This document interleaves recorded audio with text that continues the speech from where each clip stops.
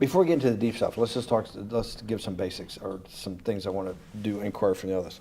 Walk me through the Santa Fe Institute. What was it about the time of the math? And this was in the late 90s. So they're not going to hear me on this part, right? We're going to do it both ways? It will not be on the video, but we do have you recorded. Fine. Remember, when you're answering on these questions, I'm not in the shot, and they're never going to hear my voice. So a little bit you got to repeat in your answer, you got to repeat what my question was. Oh, a little bit. Okay. Santa Fe Institute. Why, when you're at the top of your game on Wall Street, do you decide to finance, which was at the time, or endow, or become the donor or sponsor, however you want to say it, for what was considered the most cutting edge group of mathematicians in the world? Action. So Santa Fe Institute in the late 80s, early 90s, I was interested, I was on the board of Rockefeller. So that starts, Rockefeller, it's university formed by John D. Rockefeller to sort of give back to the community. It's east side of Manhattan, except it was old. It was sort of old-fashioned. They were talking about medicine, and medicine by itself was, again, subject to the ideas of science. They were trying to use science to find cures for disease. And I said, no, we need to do something different. We need to start interdisciplinary work. How did a schmuck like you get on the board of Rockefeller? What year was that? I don't remember. I think 89 and 91. So that's one of the most prestigious research places in the world, correct? Yes. Okay, how did a guy like you get on the board of a blue blood, internationally known, hard research, Nobel Prize winners all over the place? How do they pick a guy like you, a trader from, or basically some guy from Bear Stearns? Good question. So I was asked to be on the board of Rockefeller, and I think it was, I was on the board of Rockefeller, there was a money manager who said, Rockefeller needs someone with financial expertise because the university is growing and there's lots of new things. You have to, again, we go back to the original discussion the last time. Up until the mid-'80s or sort of early mid-'70s, the most important thing was your name. If you were Rockefeller, you already were considered to be brilliant. If you were head of General Motors, it was your reputation. It was who you knew, who your family was, what was your character. And then in the mid-'70s, basically, if you remember, you probably had a calculator. It was very advanced in those days to have a Texas Instrument calculator, where it could, by putting in the numbers, it would multiply for you to do square roots. And that was the first, and everyone who had a calculator was already advanced on Wall Street. A simple calculator, almost like your accountant. The most important parts of business were really now going to calculations. So it's not only mathematics, but it's things that could be calculated. Reputation couldn't be calculated. I could give you, are you a 10 on a reputation scale, an 8? What does it mean to have a measurement of your reputation? We'll get to that later.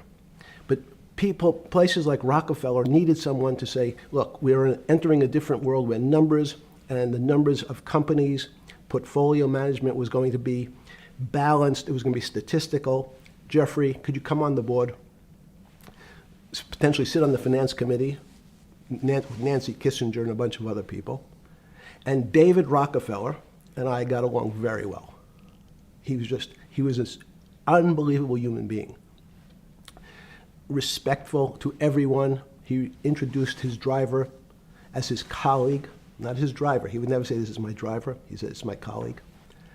And David started to explain to me world politics. So David would say, Jeffrey, money is going to be sort of the most important things. People don't understand money. You seem to have this knack for money.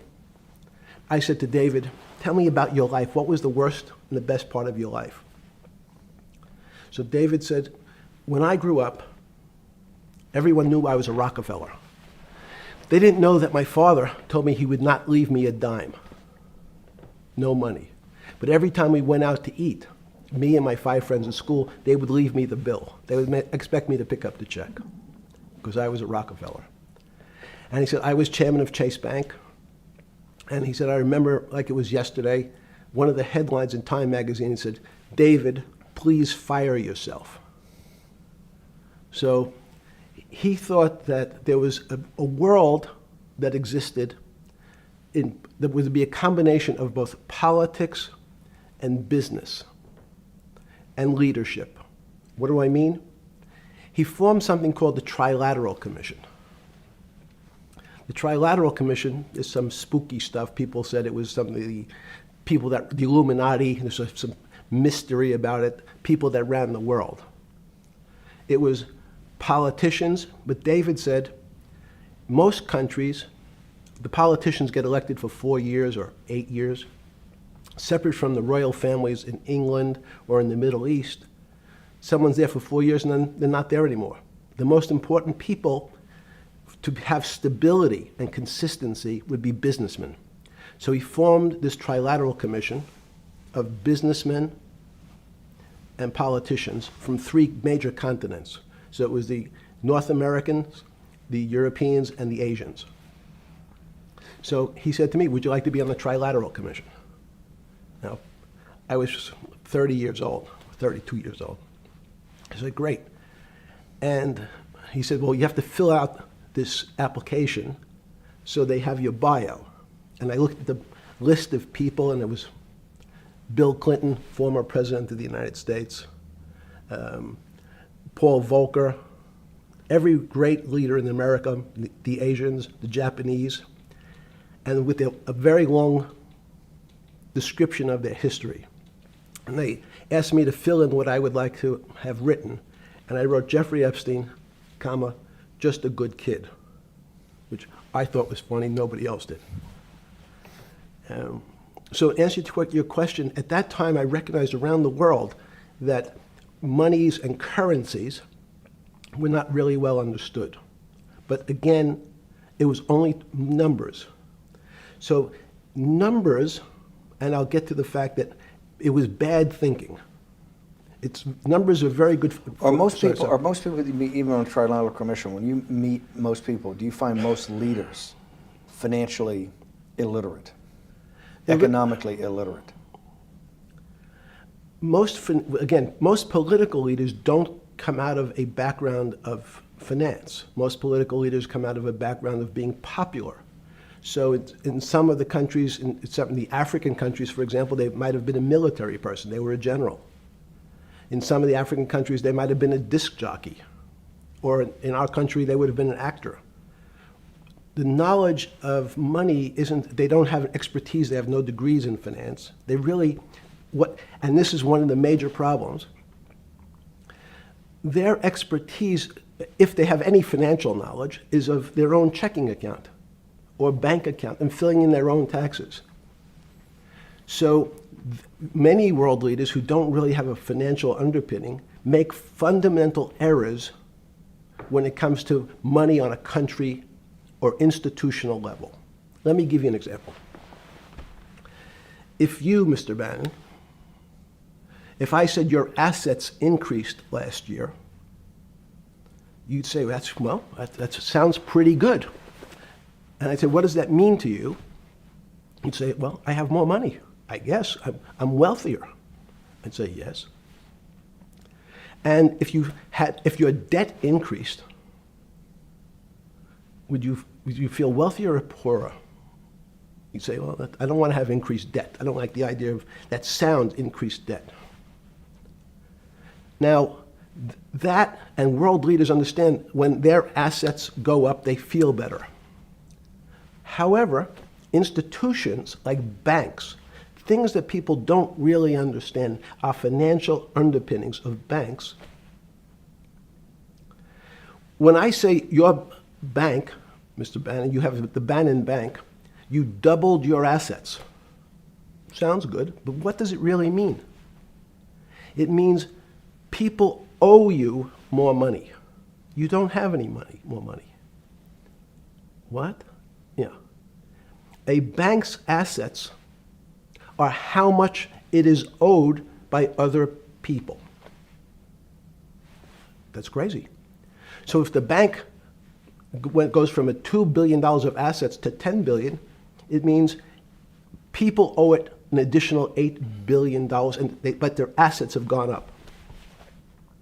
So the terminology of assets and liabilities is different for banks. It's not natural. And what most people, and you ask questions about world leaders, there's many people, I think your old boss Mercer understood, there's a fundamental part of money which is called fractionalized banking. And fractionalized banking is something that finance people understand, and the people on the street, and when I say people on the street, that's where I was when I started on Wall Street, would find it impossible to believe. Impossible. Why? Bannon Bank, I give you $1, just one single dollar. In our system of banking, I would say, okay, Steve, I gave you $1. How much could you lend out to your friends? And your natural reaction would be probably something less than $1 because I want to keep something in my pocket. The way our system works is if you as a bank are holding my dollar, you can lend out an additional $8 or $9. No, it's impossible. I only have $1, Jeffrey. We have something called fractionalized reserves, which is if you have 1, you can lend out 9. That's the way our system works. And so not only do world leaders not understand banking, but the man on the street, my father who worked in the park department, it would be beyond his imagination that people could lend out more money than they actually had in their pocket. Next question.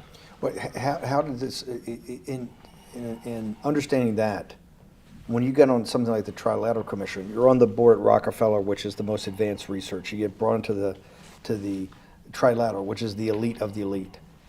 How, since you're only at that time 30-something years old. 8 years from teaching at Dalton, right? You're a Dalton. No, 10 years. 10 years right. teaching at Dalton. Yes. Walk us through. I mean, put us in the room. Walk me through exactly what it felt like. What it felt like being on the board at Rockefeller. We got these Nobel laureates, and you're sitting there making decisions, and you start to meet these people at Rockefeller.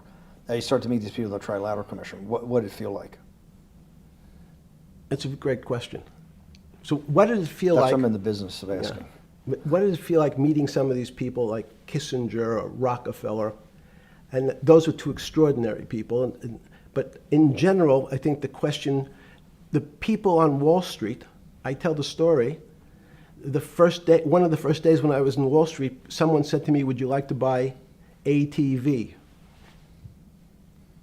And I was looking in the brochure and I couldn't figure out what stock had a symbol of ATV.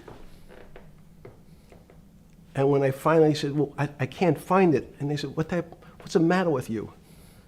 Do you want to buy ATV? Which is, he was selling hot televisions, stolen televisions from the floor of the American Stock Exchange, referred to in common parlance as the televisions fell off the truck. So I knew what that phrase meant from Coney Island.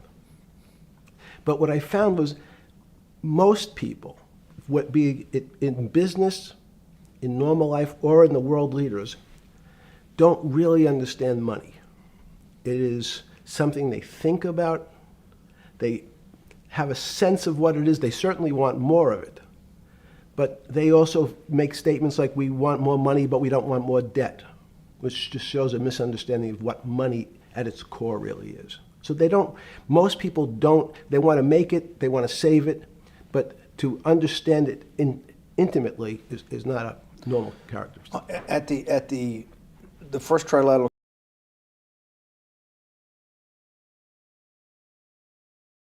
or something? Yeah, you're good. Just give me approximate. You joined the Trilateral I Commission. think it might be And we'll be able to show we'll pull down the chart of where your name was, but just give me roughly when it was. I think it could be 90. I don't remember. Okay. Let's say early 90s. Yes. When you got on the Trilateral Commission and had do you remember where the first meeting was? It was in Tokyo. In Tokyo. And at what hotel? I would like to say the Hilton, but it's probably not. And it's a 3-day, 4-day? Give me some Three-day event, and it walk was me through the whole thing. Speeches. It starts with a dinner. Just walk me through it. It was boring. You couldn't possibly think it was boring. It's bullshit. It was boring. You had to be stars in your eyes. No. Did you fly over privately? Yes, but it wasn't my plane. So it didn't count? No. You fly over. Yes. And it was who were the first, like when you first met those leaders, you had to be wowed. No. You're 10 years out of Coney Island. No, I'm not wowed by people of position. I'm wowed by people of great ideas. And I don't care if it's the bus driver. I don't care if it's the student I had who has teeth coming out in Well, every these guys direction. have to have great ideas. They're the leaders of the three great continents of the world: North America, Europe, and Japan. No, many of these world leaders become world leaders because they're popular and they were able to get votes or they were able to convince people to vote for them. I learned later. Many of them were just good at what they did in terms of politics. Remember, world leaders are politicians in general. They're not scientists, they're not intellectuals, they're not great thinkers, they're great politicians. At the first Trilateral Commission meeting that you remember in Tokyo, sometime in the early 90s, do you remember what were the big issues of the day that they were talking about, and what did you think about it? Yeah, in fact, it was funny because they were talking about inflation, and they were worried that what would happen, how do you control inflation? And as a mathematician, I didn't understand the concept. I don't understand the concept today. How's that possible? Well, when you talk about most things to do with money, money is meant to be local. It's US dollars, then I understand what it means. If inflation, it means my dollar today inflates, and it doesn't buy as much as it did a couple of years ago. The prices go up. It seems that everything is great, but in fact my dollar is shrinking in value. If you, and you're the financial genius here. I'm just a lowly M&A guy. Sure. If you let me finish the thought. Go ahead. So if you're in America, you can feel inflation. Your salary's gone up, but you can't buy the same car. In fact, it starts to feel weird because the value. That's why I wanted to ask the question then. This is my point. Sure. The people who live and breathe this, the central banks, have been haunted by the specter of inflation since the late 70s. Yes. First off, tell our audience, how did that happen? The two great financial events in the 20th century, I'm not going to get to the 21st, were the great inflation in Europe after World War I, the Great Depression, the hyperinflation in Germany that led to the rise of Hitler, and then this inflation in the mid-70s. Before you go to explain inflation, why is the specter of inflation always the central thing in central bankers' minds? Because it goes back to the first concept I said, the weird concept of fractionalized reserves. The system is not well understood. And most systems, in fact, are not well understood. We don't know how our digestive system. Stop. This is I impossible. understand. This is impossible. The world banking system, the world currency system, the world monetary system Yes. has to be so well understood by the Greenspans of the world and the Bernankes of the world and you, right? The currency traders, the guys making billion-dollar bets every day. The legendary guy on Wall Street in the late 90s, Salomon Brothers. Lou Ranieri? No, the guy that wrote the money. Michael Lewis? Liar's Poker? Yeah, Liar's Poker. Who's that about? That great trader. Lou Ranieri. No, it wasn't Lou, the guy that ran the desk. That eventually ran the hedge fund that went long-term capital. Yes, I don't remember. Who's the guy? I want to say, I don't remember. I'm sorry. Lou Ranieri is big, but Yes. those guys have to understand the system perfectly. No, they don't understand the system. They understand the local part of the system. So, for example, why is not only inflation, most bankers are terrified if the public understood that the bank really doesn't have their money at any one time. One of the things during the Depression, there were runs on the bank. The reason the banks don't keep much money in the actual bank is they assume that not everyone's going to want their money on the same day. So it's not really the fear of inflation. The fear is a run on the bank. Everybody wants to take out something that doesn't really exist. Inflation is tied to interest rates. It's a more complicated example. But when your money doesn't buy the same amount of product this year than it did last year, if it buys less and less, like it happened, you used the term hyperinflation. There's certain countries that are not managed well, like in Africa at the current, A $100 billion bill, $100 billion bill in Zimbabwe is worth 1 American cent. That's the perfect example of hyperinflation. It goes up, it doubles every day. So people are afraid that their value in the system starts to break down. But so if I said to you, does your doctor understand your body system? You'd say, well, I hope so, because I want him to keep me healthy. But you could have a kidney infection, you could have a heart attack, you could have a broken knee. There's lots of pieces of this system. And in fact, when you ask the question, very few doctors understand your entire body. There's a specialist for your knee, there's a specialist for your polynoidal cyst, there's a specialist for your head, and now we have specialists in different areas. So and I'm going to get to your first question about Santa Fe Institute. The world economy and your body are both comprised of little systems interacting with each other and making one big system. This is what's stunning for all the little guys out there, the populist movement, the little guys that haven't had a pay raise in 30 years. They think that these elites, have everything. The guys in the room making the decisions, the party of Davos guys. You're sitting there, you don't think many people today really understand the complexity and really all the moving pieces and how they interconnect to the world's financial system. No, not only don't they understand the complexity, and that goes back to Santa Fe Institute was an attempt of trying to see if there was a way to mathematize, formularize, or algorithmically understand what the term complexity means. That goes back to the original question. Complex systems are complex by definition. But there's not necessarily, it's not one level of complexity. As we might say, well, our fingers are complex, the movements, the muscles of our hands. But it's not as complex as the blood system. Now I have a circulatory system. I have systems on top of systems. So that there's no one group of or person that really understands the way the body works. There's no one group that understands the way the financial systems work. You might understand U.S. bond market. Now, you've asked about the trade of long-term capital. That was a bond fund, very small part of this very complex system. So the goal of the Santa Fe Institute was to see, is there a way to get in, somehow understand how complex systems interact? Fast forward, Steve, to today, where Google and these other engine companies, the other tech companies, are trying to build artificial intelligence.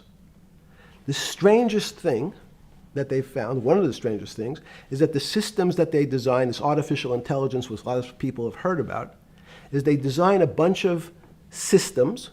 They're called neural nets. Terms simply taken out of brain work, neurons in the brain. Nets because they actually look like a net. They put in some inputs. The computers work, spit out an answer. Sounds normal to you. It's because you're thinking about that calculator you had in 1976 on your desk. When you ask the person who designed the system, how did it come to that answer? How did your neural net, can you show me the calculations? They say, no, we don't know. We don't know how the thing we designed actually came up with that answer. That's pretty strange. They take the same neural net now, and they put it in front of a video game. No learning, nothing. They said, to the computer, they say, sit in front of your video game and learn how to play. It seems the computer learns better than any human in history, faster than any human in history, beats any human in history, but when you ask the designer how did it do it, no one knows. It just did it. So that's the first little touch of things that we already have gotten to a place where we don't understand it, and we built it. On Sunday afternoon, September 14th, 2008, where were you? Sorry? It was the night they put Lehman Brothers in bankruptcy in London. I was in jail. Seriously. Yes. So the financial crisis of 2008 happened when you were in jail? Yes. Oh, this is going to be so amazing. This is going to be so amazing. I take it you didn't have your Wall Street Journal dropped off to you in the morning, your Financial Times. No. How did you hear about how did you hear about, because I want I forgot about this, but yes. I'm trying to get, this is going to be amazing. This is, let's go back and do that again. Sunday afternoon, because I want to find out about people, the geniuses understanding the complexity of the financial system. Because I think the best example we have is the financial crisis, the crash of 2008. Sunday afternoon, September 14th, I think it was, 2008, is when they were working feverishly in Midtown Manhattan at the Lehman Brothers offices and at various law firms around town, and with the Secretary of Treasury and the Federal Reserve, what they're going to do with Lehman. They decided they weren't going to save it. And so they prepared to put it into bankruptcy at the open of the market in London the next day. How did you hear about what was going to happen to Lehman Brothers, and what did you immediately think when you heard they was going to be put into bankruptcy? I'm glad you asked that question. I was in solitary confinement September 14th. And again, some of the public stories about the wonderful time I had in jail and my work release, which didn't come till months after. I'd been there since June in an 8x10 cell with a bed in the back, a 6-foot bed in the back, a chrome sink with a toilet attached to it, and a little piece of metal sticking out that was supposed to act as a table. Now, since I was in jail, there were no books. Why? There's no library. No library, but you're in jail. No, I was in jail, not prison. So in jail, I was in a place what's called the Special Housing Unit, which is for the roughest, toughest, meanest people. They had put me there, they said, for my own protection. So I was in a 8x10 cell with a little slit in the door where they would serve my food on a tray about 9 inches by 4 inches. And then as soon as I finished eating, they would take the tray and close it down. And one of the guards said, do you understand there's Wall Street's crashing. I'm worried about my pension fund. What should I do? And I said, sorry, Wall Street's crashing? What's happened? And he said, there's some crisis and some companies are going bankrupt. I said, are you sure? And he said, yeah, it's all over the papers. We're all terrified we're going to lose our life savings because we have either a 401k or our pension funds. We don't know anything about money. Mr. Epstein, can you tell us, like, what's going on? Am I going to be able to afford my children's education? Am I going to be bankrupt like this company called Lehman Brothers? And there's another company in the front page today called Bear Stearns. Oh, no, I said. Why? Because that's the company I was a partner in. And in fact, that was a company I had a very large investment in. So, as a great story, I didn't have my Wall Street Journal, but in the early mornings, you're allowed to make 2 phone calls, collect. And when you pick up the phone, you can dial a number, and when the person picks up, they say, you're getting a call from the Palm Beach County Jail. Will you accept reverse charges? And the person either says yes, and the call goes through, or the person says no. The person I had called was Jimmy Kane, the president of Bear Stearns. And I said, tell me what's going on. And so that my knowledge of the financial crisis happened with Jimmy, who was at the center of the storm, telling me about what Lehman had gone under, and they were trying to figure out a way, should they bail out Bear Stearns? Did it strike you at the time of the mess you had made of your life to be in a situation that you're one of the greatest financial minds in the world, looked at by world leaders and asked your thinking by the most prominent and important people in the world, and here you are in solitary confinement. You got to make a collect call to somebody. Did it strike you at the time how all the threads of your life had come together and put you in a position, or you had put yourself in that position? No. So it never struck you when you had to make one of your 50% of your collect calls that day, you call the president or the head of the CEO of Bear Stearns. The biggest financial event in your life is taking place, of which one, every important person in the world would be seeking your opinion. Number two would be a once in a lifetime opportunity to apply your craft. Number three, it would be a once in a lifetime opportunity to make money if you were smart, and obviously you're smart. You're telling me here, truthfully, that it never hit you at all of how you'd ended up in a place where you had to make a collect phone call from a jail cell that was 6x9 with a steel bed and your food being passed into a slot. The question you want to ask is, who was the other call to? Okay. Who was the other call to? The other call was to my friend at J.P. Morgan, who was then, I didn't know it at the time, trying to buy Bear Stearns. So at one point, I had two phones. It was difficult because they're afraid people are going to hang themselves with the phone cord. So they don't actually come together and they're pretty short. So I was actually going between two phones talking to Bear Stearns and J.P. Morgan at the same time. So I found it amusing. And it never struck you about how to end up in a situation like this? No, that would be probably means I would be too self-aware. You can't possibly expect me to believe this. I know. I don't believe it. It's no. Even It can't as be- a- it can't- You're telling me that and during that day, you never had a moment. You sat there and go, "What the fuck have I done with my life? That I'm in a 6x9 jail cell when I should be on a trading desk, or I should be in my $250 million, greatest townhouse in New York City, taking calls from the king of Saudi Arabia, the president of China, the head of Russia, the president of the United States, to save the world's population from a financial debacle." You honestly expect me to believe that never happened? You're suggesting I was sort of somewhat depressed, and how could this happen to me? I'm not saying depressed. I'm saying a moment of awareness of how could I get myself into this situation. No, I would just say how strange that this happens. Just, it's strange. I'm wearing a jumpsuit and flip-flops. What given color to was me. the jumpsuit? Brown. Brown, Brown jumpsuit. yes. I notice I don't see you in a lot of brown. No.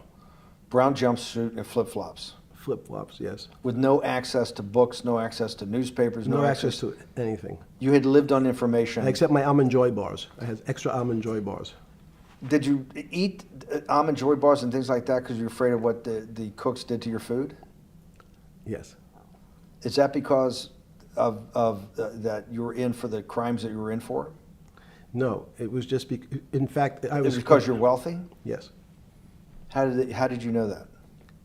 Well, people would constantly come, if I was passing by or have to go for my medical, people would either ask to borrow money or make some other types of comments about... And In the beginning... what were the comments? At the beginning, what were the comments? It serves you fucking rich guys right that you're here next to me. There was nothing about your crimes. No. So all this rumor you hear all the time about people in prison that commit the type of crimes you commit, you're saying in your personal thing is not true. No. It was all because you were rich. Yes. And it was all because they wanted to borrow money. Or get advice. Yes. Where they get advice to Which go long. Yes, Are you telling me is this time to buy? You're telling me in solitary confinement they're interested in going long? Yeah. They want to know what What does that say stocks... about human nature? Well, what I think that people find, one of the reasons they wanted to keep me in solitary confinement was they're afraid that everybody would want to know which stocks to buy. But what happened was, after this crisis, now it's on the front page of every newspaper. I don't want to lose this day. Sorry. When you first heard that, was it Bear Stearns had been kicked into bankruptcy, 6 months before? No, this is the same time. This is part of the same deal. I thought no. Bear Stearns, they saved Bear Stearns and didn't save Lehman Brothers. That's right, it. they let 6 months Lehman- before they had bailed out Bear Stearns, but Bear Stearns was still a zombie, A shell of its former a self. former self. But they had quote unquote saved it. They admit. Why did they make the decision in your mind? Why did Hank Paulson and Bernanke what's this concept of moral hazard? Explain to the audience what moral hazard is, and why did they save Bear Stearns 6 months before, and why did the smartest guys in the room decide not to save Lehman Brothers? It's a good question. The real issue is I'd have to go back when you have these systems to the way your doctor responds to any type of emergency in your body.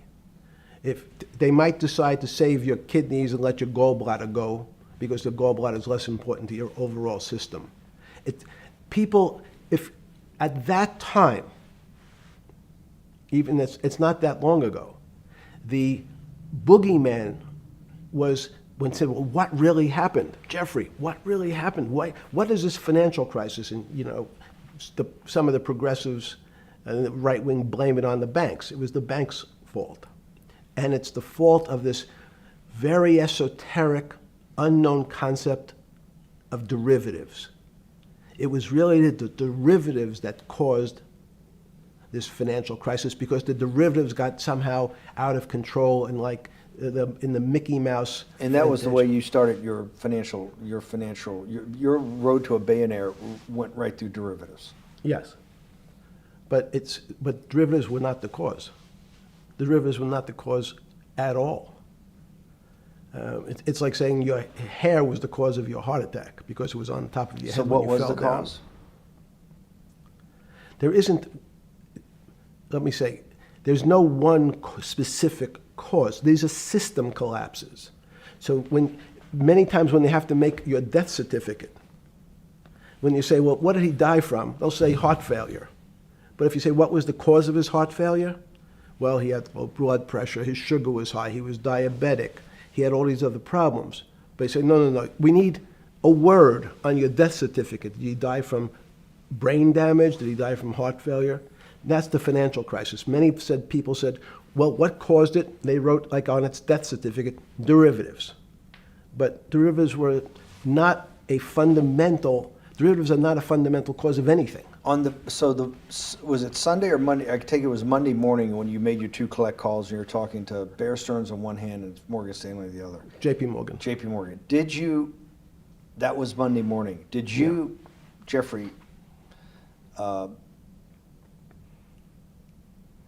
being one of the financial geniuses in the world, did you understand what Lehman Brothers is going into bankruptcy, the domino effect, that by Thursday the financial system would be under such extremis that if it didn't have $1 trillion cash infusion in the United States, it might collapse?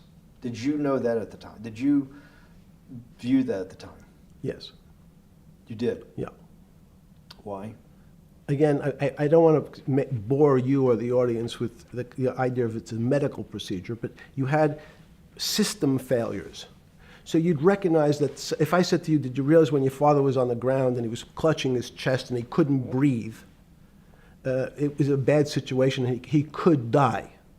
That's how I saw it. Did you immediately think about the commercial paper market? I mean, the mechanical triggers that actually you had to blow through these circuit boards. Did you know the circuits? Did you understand the circuits?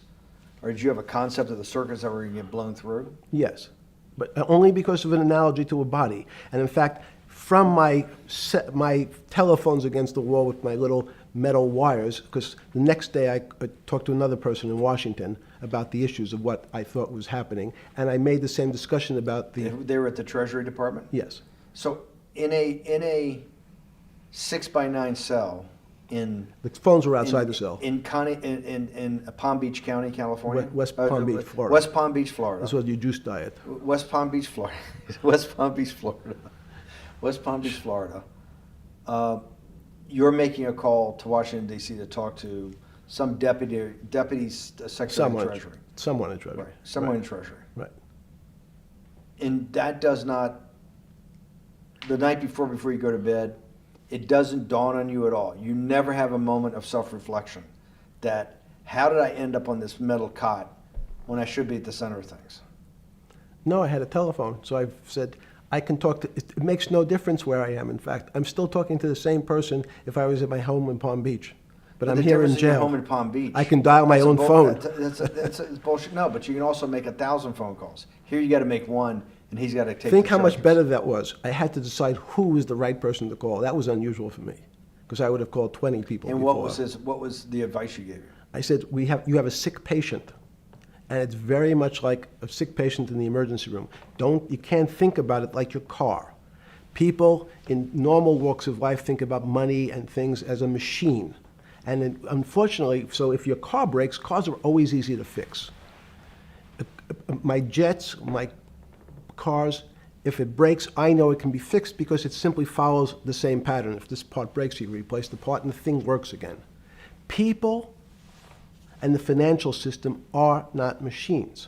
They can't be fixed the same way. You can't simply take out put some more juice into the commercial paper market, and that's like replacing the carburetor on the car. It's much more, I have a patient who can't breathe, has a stomach problem, can't see, looks bleeding at the same time. What do I do first? I have to think about it as a system. Where's the most logical place? What's the most dangerous place? If your heart stopped, we have to start your heart again. In the equivalent to the money market,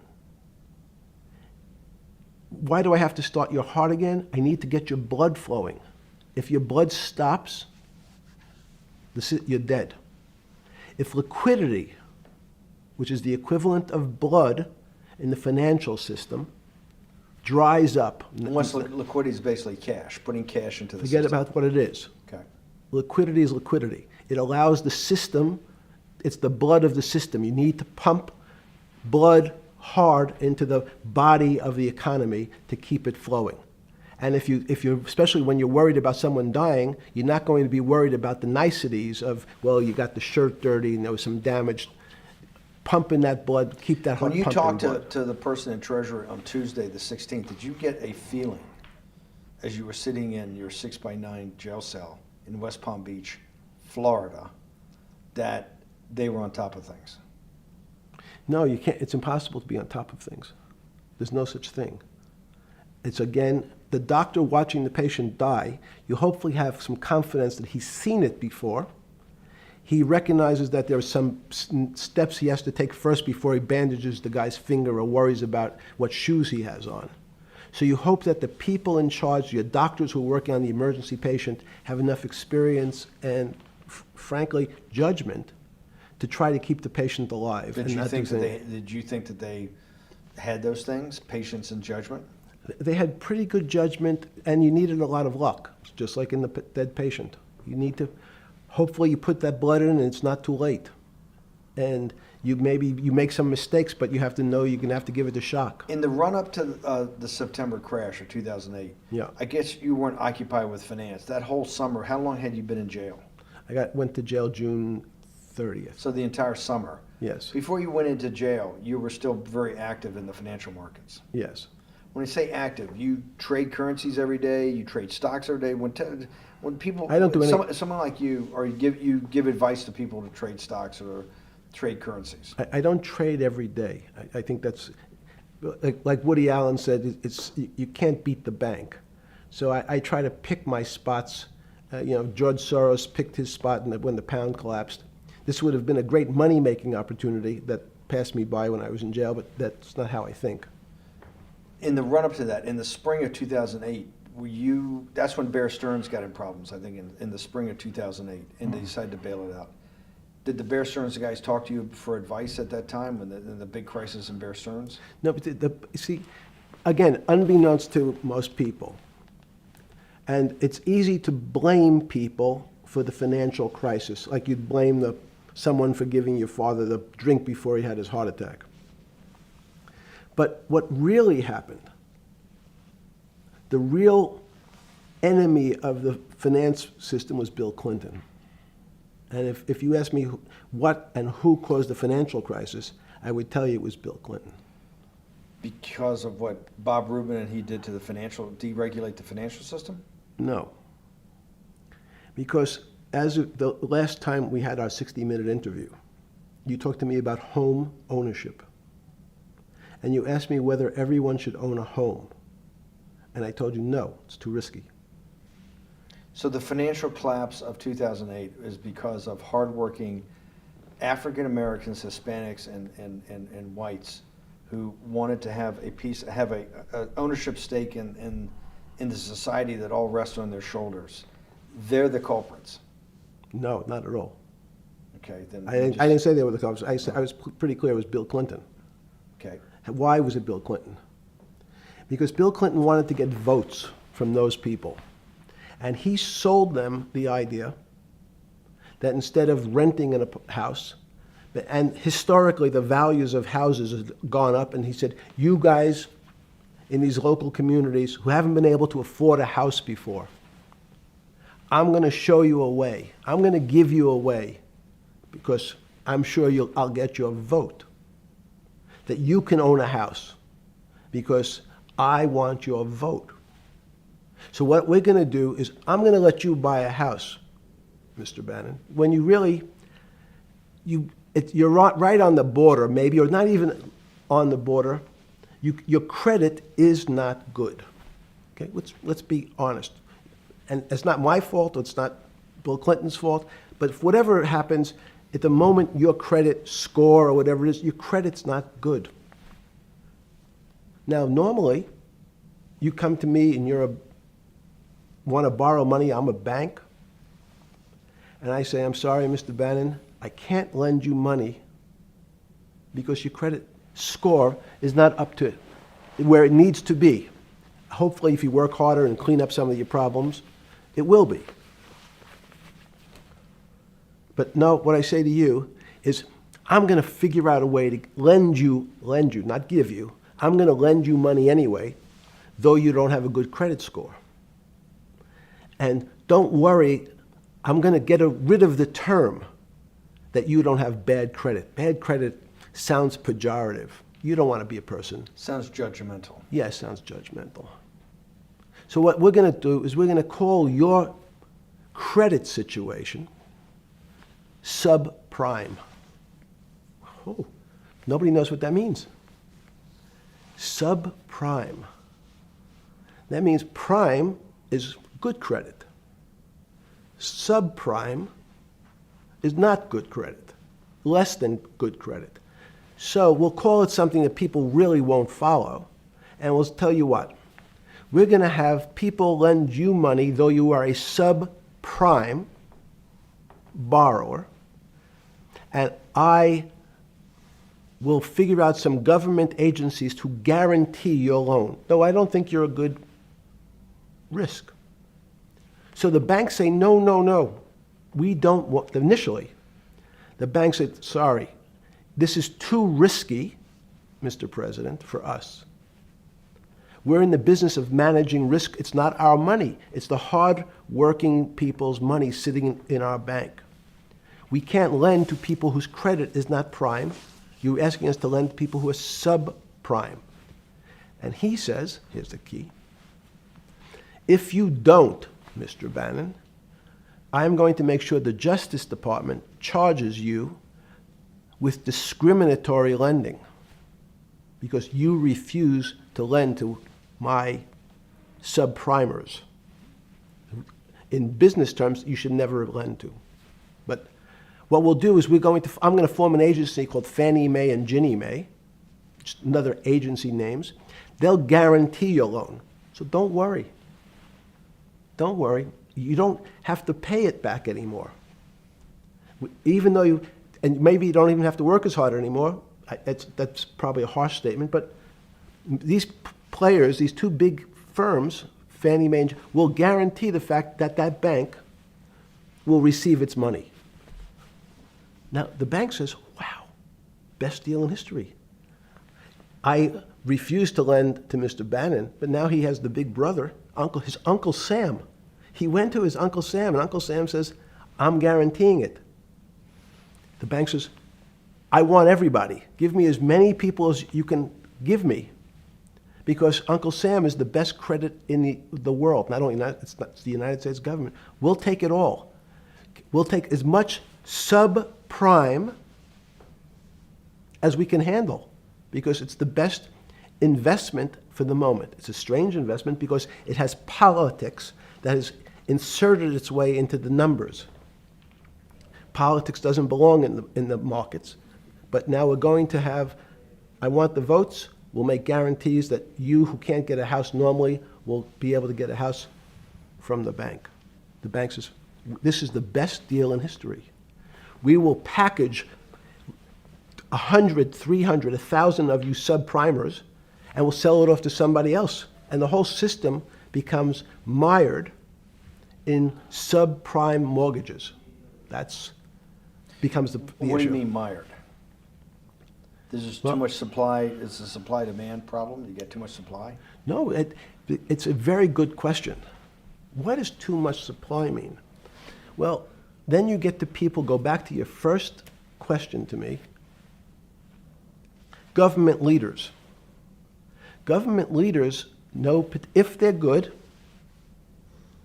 and they can do mathematics, they can balance their checkbooks. So certain people in Congress said, well, how do you value these subprime mortgages? The banks say, we've been valuing them the same way we've always valued them for the past 20 years. The accounting firms, there's something in this country called GAAP accounting, which is a standard type of accounting. And we account for them the same way we've always accounted for them. If we paid $1,000 for your mortgage last night, when we put it on our books today, we're going to say its value is $1,000. It makes sense. I paid for it last. What's its value? It's $1,000. That's what I paid for it last night. No. The Congress people said, that's not really a good answer, you know. That doesn't give us confidence that you know what you're doing. Because what happens if you have to sell it tomorrow morning? Something's happened and you have to sell it. Remember, there's kinds of stress tests. Would you be able to value it at what you paid for it the day before? And Wall Street says, that's not the way you can think about this. This is crazy. We always value things at the cost from the day before. And they changed the accounting method, in essence, to say not what it was worth yesterday, but if I have to sell, what would it be worth? That's impossible. So what happens is every bank now has to value something that they bought yesterday at lower than they paid. Never before in 20 years did they have to do this. So something they bought at 1,000, on their books was 1,000, is now 990. That starts to, you asked the question about what did I start to think about. Something's 1,000 and 990, this person now has to value it at 980. When did you first start to get nervous, understanding Bill Clinton in all this? Did you change glasses? Yes. Okay. I changed shirt. I saw that black. Are you okay with the? Yeah, great. I think we're going to have all kinds of changes. I'm experimenting. Okay. When did you get a feeling? Did you ever anticipate, before it happened, something like 2008 could happen? No. How could that be? Because it's the word, I can beat it to death, is that it's very much like would I anticipate I'll have a heart attack tomorrow? Unlikely. Was 2008 a heart attack or a stroke? Debilitating. It's a better, it was both. But why was it both? Because in fact, as I said, the blood was getting dried up in the system, and the head, which is sort of the central bank, wasn't working. So to some extent, it was a combination. It was a crisis. Did you see that building up over time? It's always been lurking in the background. I mean, if you have an older parent, would you say it's possible? Did you anticipate him having the heart attack today? No, you hope things are going to go better and maybe they'll fix it up. The system was getting too complex, and it wasn't based on derivatives, because what people keep forgetting, and as I was just explaining, Wall Street, and in many professions, including Wall Street makes it sound complicated. They don't want the little guy to understand what they do because they make so much money and they don't do very much. So they couch it in words like derivative and stock options and commodity futures and different types of contracts. It's all fairly, everyone is capable of understanding it. It is not complicated. But Wall Street, because they make so much money from doing fairly simple things, needs to make it more complicated than it really is.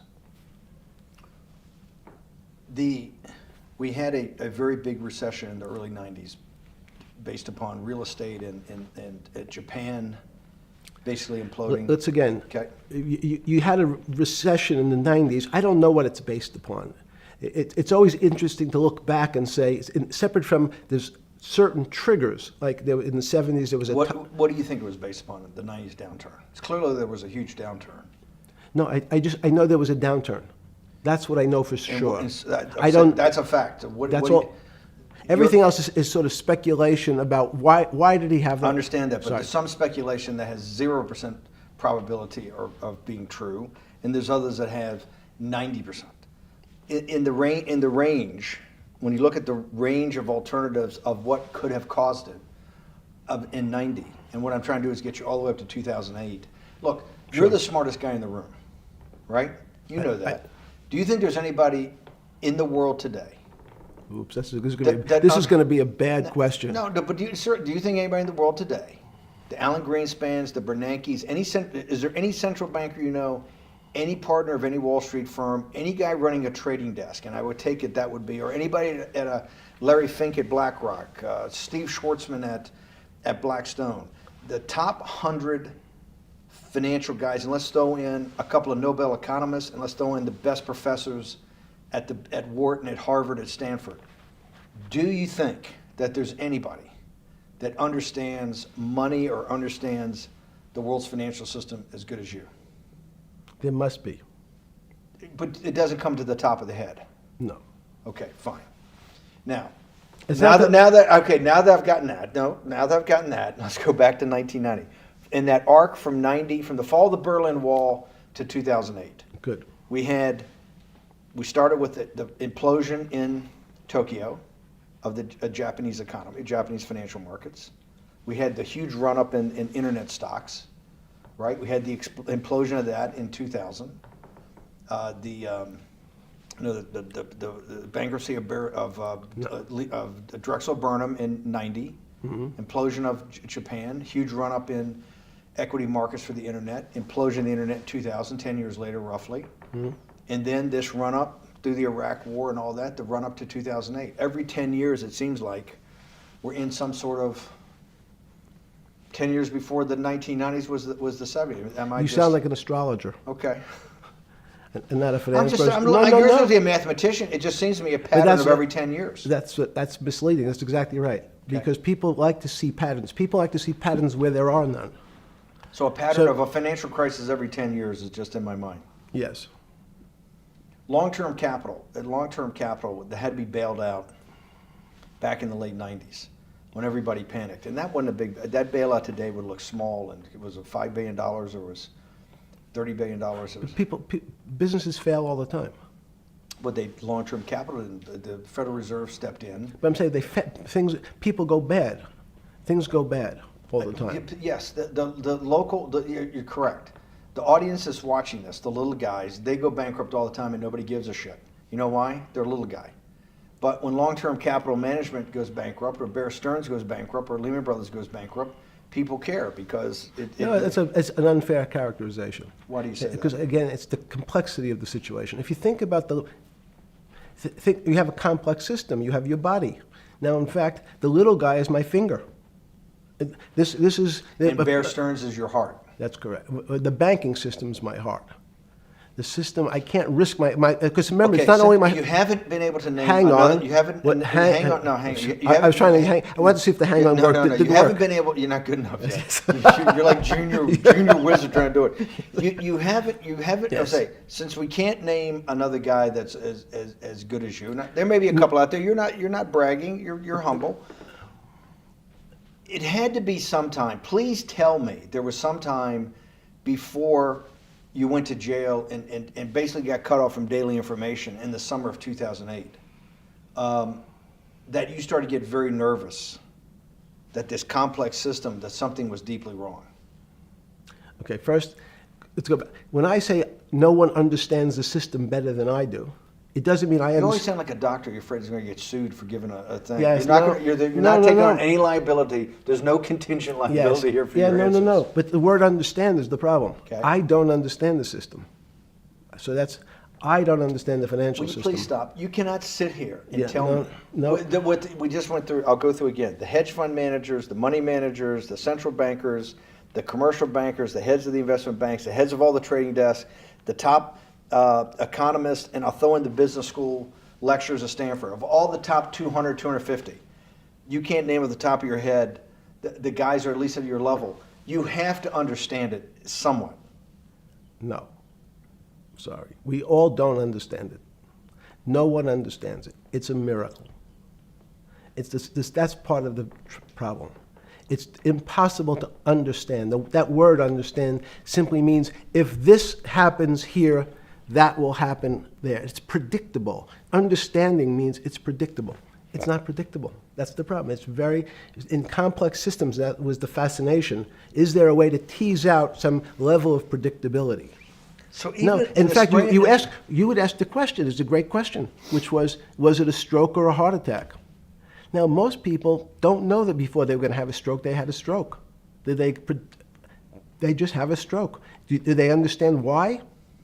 In hindsight, you go back and you can make lots of explanations. It might sound good, and if you're talking to the working man, you're using language that he'll never understand. It's complex, so he, just like going to his doctor, he says he has a gastrointestinal problem, or he has diverticulitis, as opposed to saying, you had a stomach ache, you ate bad food.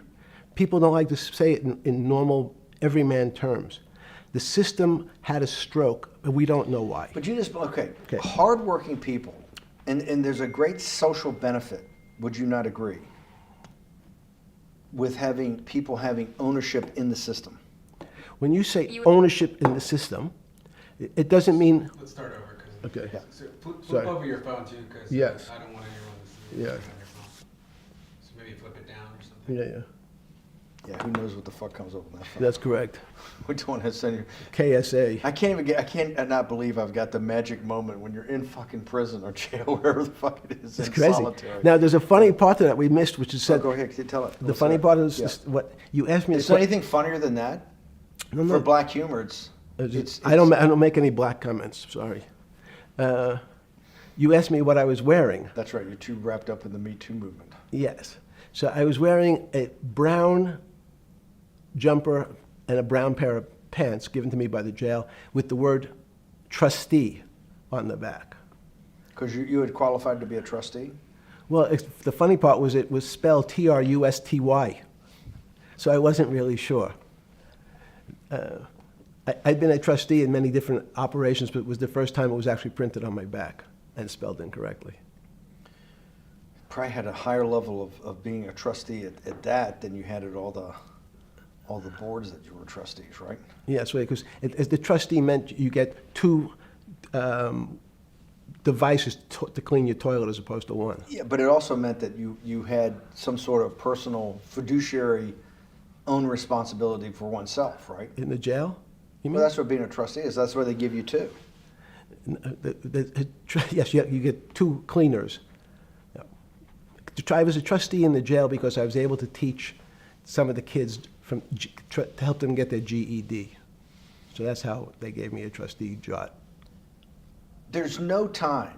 I got to go back to this because I'm like a dog with a bone in this thing.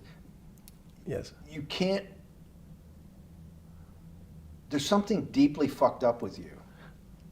At least something. Well, we know there are things deeply fucked up with this. You will get through in this film, Right. but you cannot possibly sit there, knowing that you came from nowhere, knowing that you went to the very top of what is considered outside of science and maybe physics, the thing people most admire because it's like alchemy, understanding high finance. To sit there in what will be the defining financial crisis of our time, like Black Friday or Black Yes. Monday, whatever it was, in the Great Depression, and be there at that exact moment, triggered in part by a firm that you used to be a partner in and knew intimately well, and it created much of your initial net worth because of, and know that you couldn't, someone who lives on a phone, right? Yes. Because you do live on a phone, right? Correct. You had to make just 2 collect calls. You cannot tell me sometime during that day you did not have that conversation with yourself of how the fuck did I do this to myself to put myself in West Palm Beach in a 6x9 cell with a metal fucking bed with a brown shirt that said trustee spelled wrong. So did I find it amazing that I was there? That's a Not better- amazing, and I don't want to say it was not funny. Oh, I thought it was. I wasn't funny. Right. But Not I- amazing. no, it was incredible. Incredible in what way? This- Incredible, like how do I do this to myself? No. It's as incredible as me sitting here in this house. They are both just 2 sides of the coin. That's how I think about it. That my life today is incredible. Do you consider yourself a stoic? No. I consider myself a hermit. Stoics are not very happy. Being a hermit then, being in that 6x9 cell, being in the cell qua the cell was not the problem, right? Correct. What was the problem? Eating the almond joy bars. Because you couldn't eat the food. No, right. And but remember, my life is. Did that ever strike you that I can't eat the food because somebody might have done something to it? I gotta live off an almond joy bar, 1 a day or 2 a day or whatever. How many ever sneak in a day? No sneaking in. Your 1 almond joy bar, it did not hit you at some time? How the fuck did I do this? No. Let's go back to the spring of 2008. Were you so wrapped up in your personal issues at the time you were not spending enough time on the financial markets, or were you deeply involved in the financial markets like you normally were? In No, the spring of 2008? I was involved. So we're saying that the smartest guy in the room didn't see it coming. No, of course The not. bankruptcy of Bear Stearns, you just thought was a Bear Stearns problem. You didn't see it as systemic. I know you keep harping on it, but it's not. Because you're a mathematician and understands systems. I- It seems that anybody that understands that they had a systemic problem, you would at least be the first on the early search radar. If you're not going to see it, then I'm really afraid, because that means that I always assume there's at least a set of guys out there that have some sort of sense that something's not right. Imagine the guy who has a stroke or had the heart attack. When you ask him, did you feel funny the day before? He's going to tell you, yeah, I didn't feel right. Something was off. I didn't feel right. I had my stomach was right. I felt a little dizzy. I felt a little weak. But if you asked him that day before, do you think you're going to have a heart attack tomorrow? He'd say, no, I just feel a little weak. I'm a little dizzy. My stomach hurts. So these systems, and that's the issue of complexity. What complexity says is that, in fact, everything seems to go along, and people have seen it. One of the great examples of complex systems is sand dunes. In fact, the sand keeps building up. People have seen some, and all of a sudden, one more sand drop, and all the sand starts running down the hills. That's the way I see the financial markets. When you funded Santa Fe in the early 90s or late 80s? I believe it was early 90s. I can get back to you. But early 90s, Santa Fe was funded for the study of complexity theory. It was studied with math. So let's back up.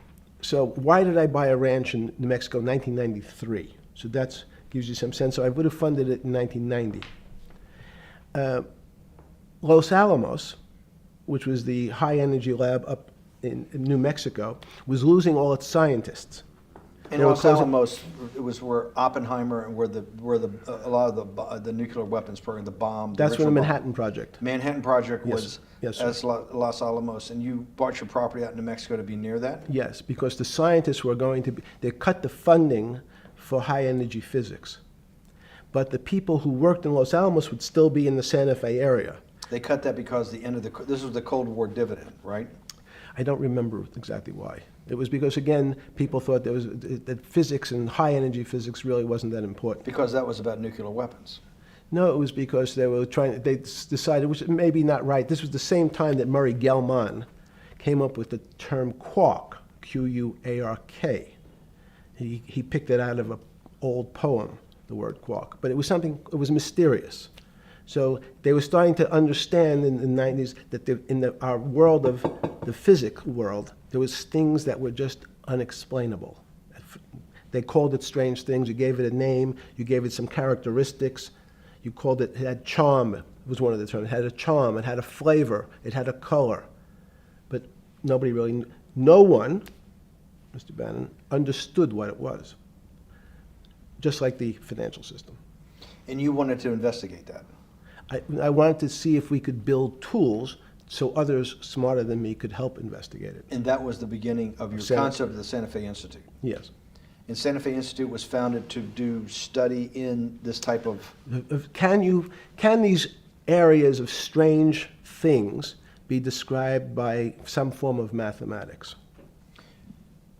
So that's what I'm trying to get at. The foundational thought, the organizing principle of Santa Fe, yes, in the high physics lab at Los Alamos, right, which had been the headquarters of Manhattan, and the Trinity Project, right, the bomb. Yes. So you're talking about the elite, the high priest of physics. Of physics. Yes, sir. Which high priest of physics, some subset of that is also mathematics. Yes, they're both similar. Project out. One of the tools you want to do is to make sure that in this complex system, the finance system, I'm doing a lot of this for philanthropy and a lot for the good of mankind, but also to be able to understand this complex system, the most complex outside of maybe our body, of the financial world. Yes. Did they create tools, or were you smarter in than the mid-aughts, 15 years later, than you had been then because of work that was done at Santa Fe? No, it was great. But in fact, most of the money, most of my philanthropy in the area of can you describe things that appear to be unexplainable by mathematics, and can you fund people who have new ideas? And unfortunately, when someone thinks they've been able to, there was a man, Stuart Kaufman, when they think that, okay, I figured out how to be able to predict the unpredictable, what appears to other people to be unpredictable. But my system, in those days it was called genetic algorithms, can predict what things will happen, and they all want to make money. So they use their systems to try to figure out, they know they have figured out the way to make money because they figured out the unexplainable. They try, they go bankrupt, and we start again. So with a cold view, what I've come to realize is that the attempt to mathematize, formularize, or what in your prior work, to understand what really is, in today's world, still unexplainable, is impossible. They're miracles.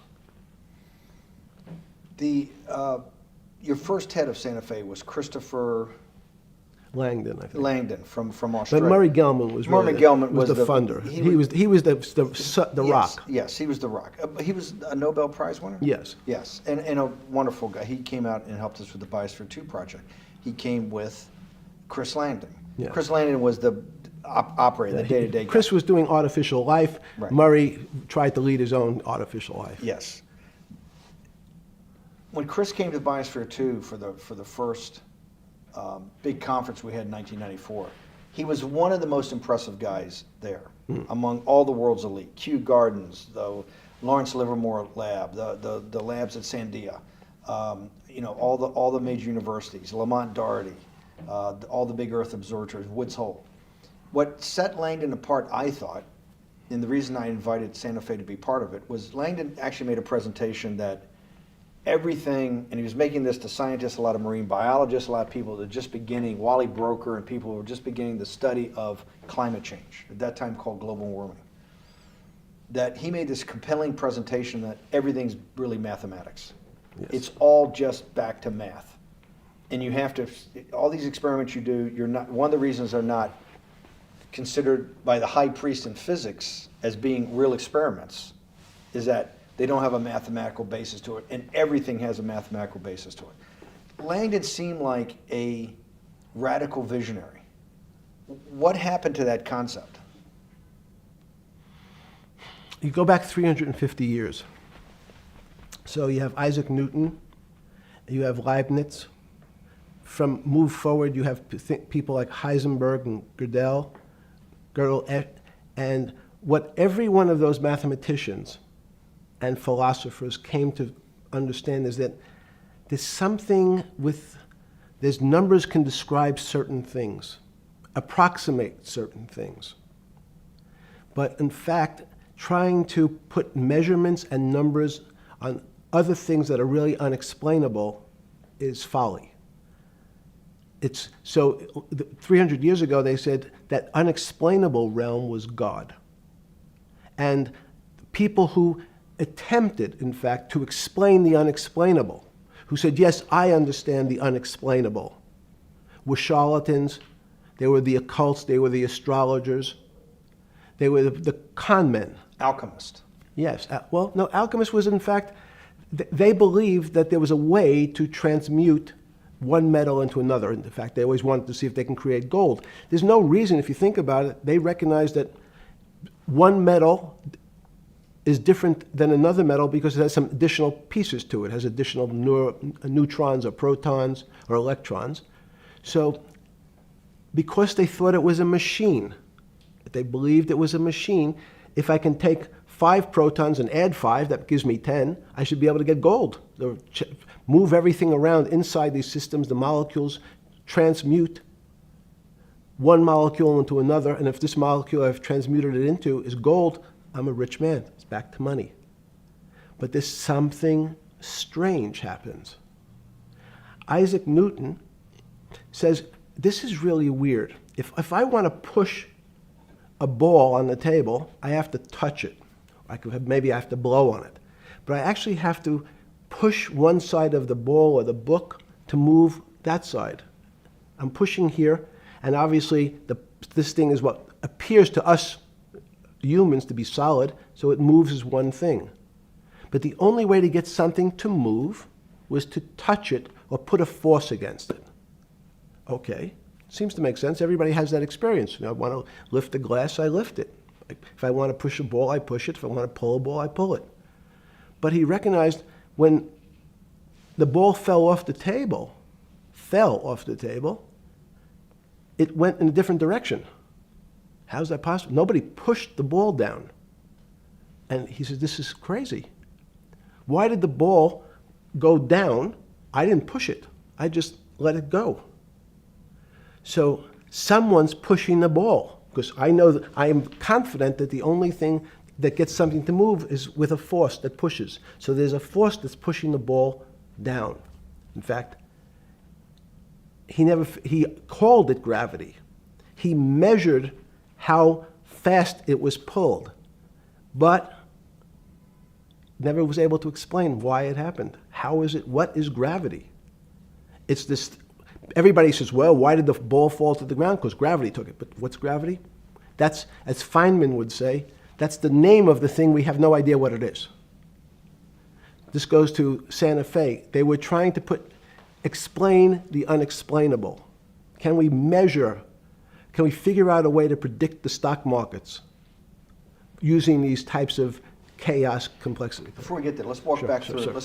Let's go back to Newton. Sure. Pre-Newton and then Newton. What did Newton solve that for millennia up to Newton had not been solved? And then I want to go forward all the way to Santa Fe, what they were trying to solve. Let's start with just 2 or 3 of the basic guys, but let's go with Newton. What pre-Newton, it was what? And then why is Newton such a genius? In such a in the, I think mathematically they told me one time, I've seen there's been 115 billion people roughly that have lived on the earth. And of that 115 billion, Newton. Are you sure that's a number? That sounds a lot very high. We only have 7 now. I think in the history of the earth, I think I'll pull up the stat for you, but I think it's 115 billion people. They figure That probably is inflation. That's why you have lived on Earth. But he's one of the handful of the most important. What did he solve for? Why is he so important for how we live today? And then we want to go through Leibniz and the other, 2 or 3 other major ones that get us to Santa Fe? Well, it's a long journey. This is the heart of what we're trying to do. Let me take a bit of a detour just Okay. a second. What if you went to high school and the last year in your high school, you took calculus? So Isaac Newton sort of invents calculus. Well, that sounds invents, mathematicians. To torture seniors in high school before they graduate. Yes, but obviously, no, yes, the answer is yes. Certain people could never do calculus. Why is it? Why is calculus why is that the dividing line between, to me, people who can handle that and can go on to do certain things, and people just hit the wall, even if they know math? It seems to me that that calculus is the thing that changes. It bridges. That's because it's about the theory of change and the theory of how things change. It's a great question. But in fact, what calculus does is it's somewhat philosophical. That's why mathematics Newton wasn't a mathematician, he was called a geometer. That's what they used to call themselves. They understood geometry and numbers. But there's an old conundrum where it says, during Pythagoras' days, Zeno's paradox it's called, where they said, well, if the wall is 2 feet away from me, and I take one step that's halfway to the wall, that'll be 1 foot away. And if I take another step that's half again, that'll be half a foot away, and then a quarter of a foot. I could walk forever but never touch the wall. Doesn't sound realistic, doesn't make any sense in our real lives of the physical. But what Newton understood is many problems were like that. Many things approached the wall, or in calculus, approached the limit, but never really reached it. So he said, it's okay, you don't have to reach it. We can do lots of the mathematics as if it was so close, it was almost there. And we could do lots of mathematics almost being at the limit. And this is really important, Steve, for today. Because most of the science up until today was things that are starting to approach the limit. You were taught in high school that if you had 1 divided by 0, if you remember your high school algebra, you were told, what's the answer to that? Is there an answer to 1 divided by 0? No, if you were in high school, I'd say, stay away from it. It's the boogeyman. You could write it down as it's undefined. It's not able to be determined. There's a bunch of things. But in fact, 1 divided by 0 is a strange things happen. It's a world of the strange. And what I'll explain to you after is that when you get 1 divided by 0, you get into a world we don't know what happens. The answer is it's not explainable. We can call it things like undetermined. We can have a convention to say it's X, Y, or Z. But in real life, we don't know what happens when you are actually at the limit. So Newton thought the same concept is that the limits were God. You got close to God, but you could never be God. He had this sort of religious interpretation. Okay, I want to go back to Newton. Why is Newton such a big dividing line in mankind's history? What is it about Newton? What is it about what he's trying to solve? What did they not know beforehand? And because we live to a degree in a Newtonian universe, although I realized later it was subparticle atomic physics, but at least for a while it was Newtonian. So what's the dividing line? Why is he so important? Why is he an inflection point in mankind's movement from the swamp to the stars? It's a great question. Stars was by Kepler. What Newton starts to allow us to do is to make accurate predictions. Remember that we've talked about that with money, about the things in our physical world, how cars, but he didn't have cars, how horse carriages moved, how bowling balls moved, how pool cues and pool table balls. Had people tried to solve that before Newton? Many tried it? Heraclitus or Plotinus, Pythagoras, had these greats that we hear about, had they tried to solve the same problem? Not the same problem. They tried to again, what Pythagoras does, he starts to figure out this relationships in triangles. For example, everyone knows the a squared plus b squared is equal to c squared. That Pythagorean theorem, which is basically says these shapes in a triangle, each side of the triangle has a fixed relationship with the other two sides. That's strange. He knew, again, but it was all numbers. This was a system of things in the physical world, and Pythagoras says we can start putting numbers on things that help you predict how they will behave. You can add two triangles and make a square, some different shapes. They were looking at geometric forms. Newton says, well, I want to know how planets move. I want to know how things around me move. Can we find formulas? Can I find formulas that explain what I see in the physical world, how physical things interact and how they describe one another? Again, the fact that two things, two solid masses, for some very strange, unknown reason, unknown today, attract one another, no matter what they are. People have seen the experiment. You hang something, two little metal balls from a string, and they move towards each other. In fact, they move towards each other was very specific. So when you drop the ball to the floor of this room, Newton says, in fact, the room came up a bit to meet the ball. The room moved. It's imperceptible. You can't really perceive that motion, but they attracted each other with certain ratios. So he started to be able to measure things in the physical world. And that was great advances. It also, now you wanted to move very quickly. Unfortunately, most people, especially in the 20th century, 19th century, said, well, like Newton, let's measure everything. Let's measure people's behavior. Let's measure their psychology. Let's measure their health. You go to we could have my blood test. Let's measure everything. We measure Wall Street. Their voting habits. Measure, measure, measure. Can we put a number on how much I care for my wife? Can I put a number on how I feel? And we tried, unfortunately, we try to mathematize the finer things in life, and then recognize that there's things that unfortunately just fall outside. Schrodinger wrote a very famous book about what is life.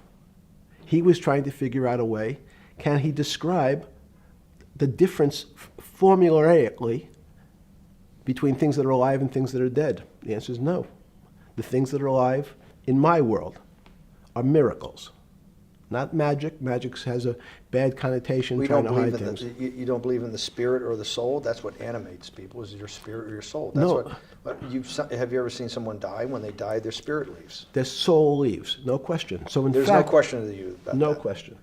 There's no question to you that there is some animating life force within us that leaves when you're dead.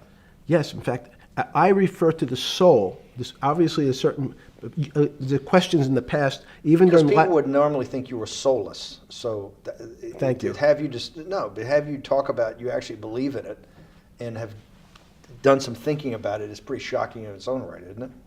well, again, mathematics. Leibniz thought. We Said, know Newton was at Cambridge, and he was the head of the math department, right? He's a professor, essentially. yes. But Leibniz, was Leibniz a German professor? Yes, but what Leibniz said is the soul is so strange because God took chemicals, which is simply the material, like tables, and he somehow made this material able to have a thought. How strange is that? Not only does it have a soul, but some way it was put together that this material substance is able to think.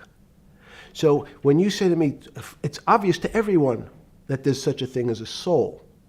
Now, if you're part of the Charlatanville, you'll try to explain it to people. The soul I describe as the dark matter of the brain. Why is it dark matter? Because in high energy physics nowadays you hear terms of dark matter, dark energy. Again, terminology. It's a complicated term. Why is it dark matter? Because we can't see it, that's all. What do you mean you can't see it? Well, somehow we see something moving towards this area of darkness. Something, I can see this thing. This appears to me to be empty. It's just black. But I see it being drawn this way.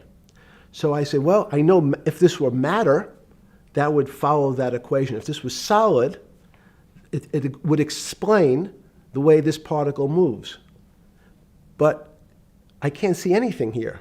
So I'll just call it dark matter. And I'll say, I don't know what it is, but it behaves as if there was something there. The soul is obvious to everyone that there's something different between things that are alive and things that are not alive. But we have no idea what it is. It's currently unexplainable. I believe we need an entirely different system of analysis to try to figure out. But Sorry.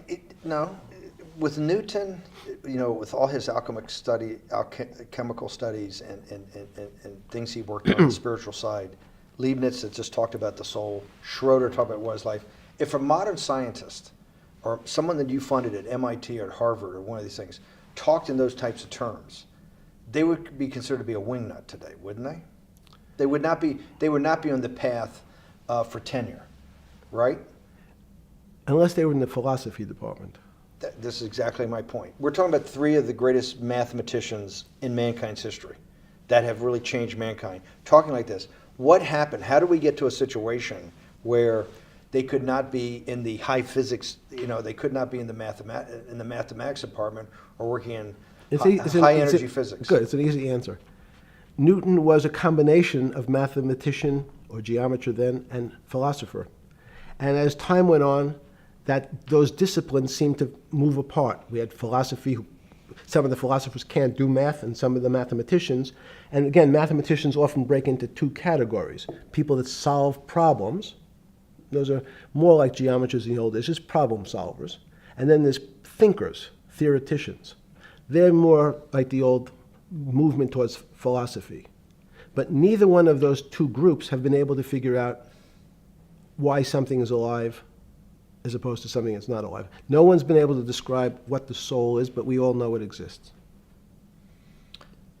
And I think what we need is science is a bad word. I think science only describes the things we already know about the physical world. In fact, there's an argument that the physical world that we see has been created out of our systems of mathematics.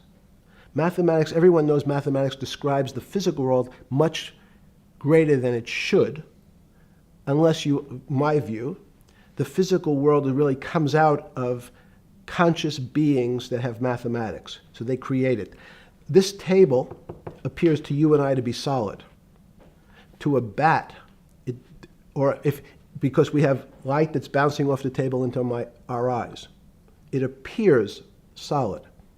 If instead of eyes that responded to wavelengths of visual light, our eyes responded to radio waves, the radio frequencies, it's not different, it's the same type of frequency as light, but different speeds, the table's invisible.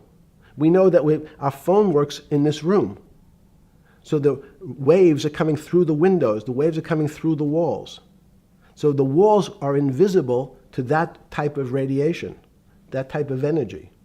The walls I can see them because my eyes, a physical system determines that the walls are there. You, with Murray Geldman, you founded, or were the original donor, and had the idea of Santa Fe Institute. In 10 or 15 years later, that effort to study the complexity of systems mathematically. Yes. Was it's a total failure. Yes. A total failure. Total failure. Why is that? It's the failure of science because, in fact, if to some extent science doesn't describe romance. I don't know why I'm attracted to somebody. I don't know. People are attracted to each other, and everyone has the same feeling. They've seen someone walk in the room, and they say, "Oh, that person gives me a creepy feeling." Science has tried to describe. Science doesn't describe what creepy feelings means. They just know it's a creepy feeling. I think women as I said the last time, have an intuitive sense. What is intuitive? They have intuition, they have feelings, and they're able to deal in the realm of things that men, especially men like myself, find unexplainable. Women have intuition, men see things a bit differently. Men want to measure everything. Women are not really that interested in measuring. In what you're saying in macro terms, you actually think science, mathematics, maybe ultimately technology is moving to that more intuitive. I think science and math are old-fashioned. And unfortunately, people are still taught that they have to learn algebra in school and certain things in school, as opposed to learning to have an emotion. Is this what Larry Summers was trying to get at? Maybe he didn't say it perfectly enough, but what he was trying to get to in that system, the systems we study today, the way mathematics is either taught or understood, that women just haven't gotten up to the highest realms of engineering or physics or mathematics because of that. And you're actually implying that there's a either new branch of science, or we've hit an inflection point like in Newton that's going to go in a Newton took mankind in a different direction because he was able to measure. Then you had subatomic, non-Newtonian physics later. Are you saying that you think there's another developing field that's coming up that may take us, I don't know how many decades to get our hands around, but that's what's evolving out of this? Yes. Yeah. In fact, I think that mathematics, it's not the end of science. Every year someone says it's the end of, we can't discover everything. There's lots to discover with relationship to the physical world, but we know a lot already. In respect to the unexplainable world, we almost know nothing. Women, again, sense it. And instead of Larry Summers, I won't digress too much, but Howard Gardner early on said, there's not one form of intelligence. It's not mathematical intelligence. There's emotional intelligence. There's kinesthetic intelligence. There's this argument that I reject that black people are less intelligent than white people. It's not true. We know, for example, that if I was in the forest and I had to run from the lion or figure out a way not to be eaten, and my competition is a local African, I'm the one who's getting eaten because they have the intelligence to deal with their local environment. So it's just different. It's not better, it's not worse, but there's many differences amongst different types of people. And so people have different intelligences, and they excel in some intelligences usually, and less so in others. When did it come to, because the world of high finance is a world of pure reason, or is it a lot of emotion and gut checks and on trading desk and central banks when these decisions get made? Is it that high church, like the high church of science of high energy physics, or is it as much emotion that comes in as much as the mathematics and the reason? That's a great question. I think if you talk to really experienced and successful traders, and you ask them how they know what's going on, they can't give you an answer. They don't know. They feel it. They can feel the way the market's moving. They can feel the way the stock's moving. And that these are not very well-defined terms. It's difficult to put in mathematics terms, how did I feel it? You could look back and make guesses what I was seeing. But great traders feel it and then act on their feelings. That's the difference. Many people feel it but are afraid because they want a mathematical justification before they take that next step. When you first got on the trading desk at Bear Stearns in the late 70s or mid 70s, were you shocked by how little actual understanding of mathematics that the traders comprehended? Yeah, well, again, we had a Texas Instrument calculator. Most stockbrokers, especially before 1975, if they were good stockbrokers, could add.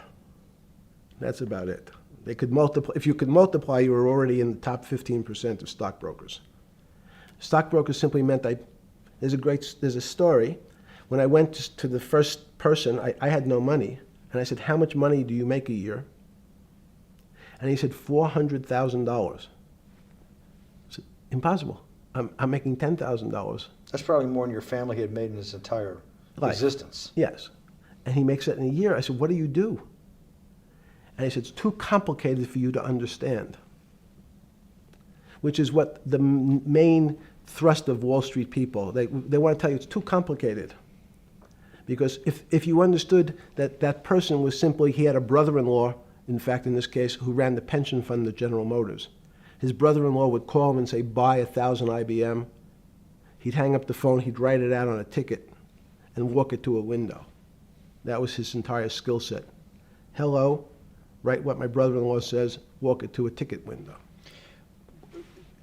Give me an example when you were on the trading desk in the early days of Bear Stearns of a time that you felt either complete uncertainty or you saw total panic, where something was happening that people couldn't foretell and that they were like in an airplane cockpit where it's going wrong.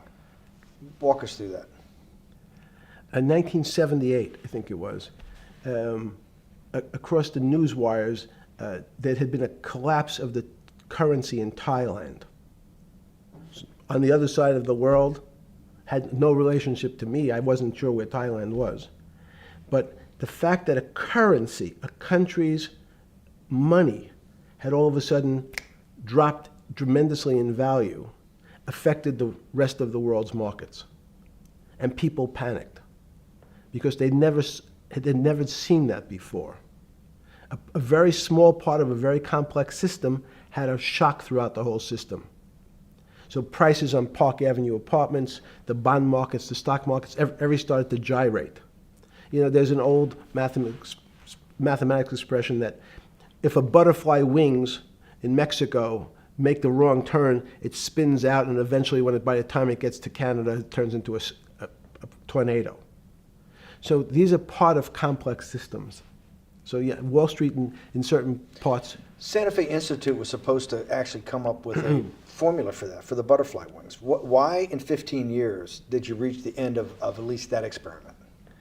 Every attempt to, that's why it's so exciting now, because I think certain people are starting to realize that there's so many things that are unexplainable that we have to think about them differently. Music is a great example. It's a common man's example. You know when you hear a certain song, it makes you feel a certain way. How does it do that? We don't know. We can't mathematize it. And even that music, Steve, nowadays we compress music. When you have a violin, it's compressed onto your iPhone. So what does compression mean? I'm taking lots of information and I'm cutting it into lots of pieces and squishing it together. And when I squish it or compress it, I have to take out lots of pieces, but I say that they're not very important pieces. It's those pieces that we take out when we compress data, to me, are the most interesting parts of life. You just said a while ago, part of this new search for science may go back to when people were actually talking about a soul, and you said there's no doubt in your mind that there is a soul. Describe for me what you mean by that. What do you mean by soul? What do you mean soul different than the physical analog body that we're seeing on film right now? It's difficult to describe in words. I mean, I'm not a poet. Poems get a little closer to what that really means. But even the concept of what is life becomes complicated when you deal with plants and seeds. Is a seed alive? I don't know. Certain people would say, no, it's dead. When your banana, one of my favorite examples is the banana that's sitting on the countertop in your kitchen today. Is it alive or dead? What do you think about human life? Tell me about human life. But your banana is alive. That banana is breathing. It's on your. You say that's impossible, Jeffrey. No, it's not. Is the banana conscious? All these words. These are words. So everyone's trying to fit a very complicated concepts into a very small box called conscious or alive. These don't fit in that way.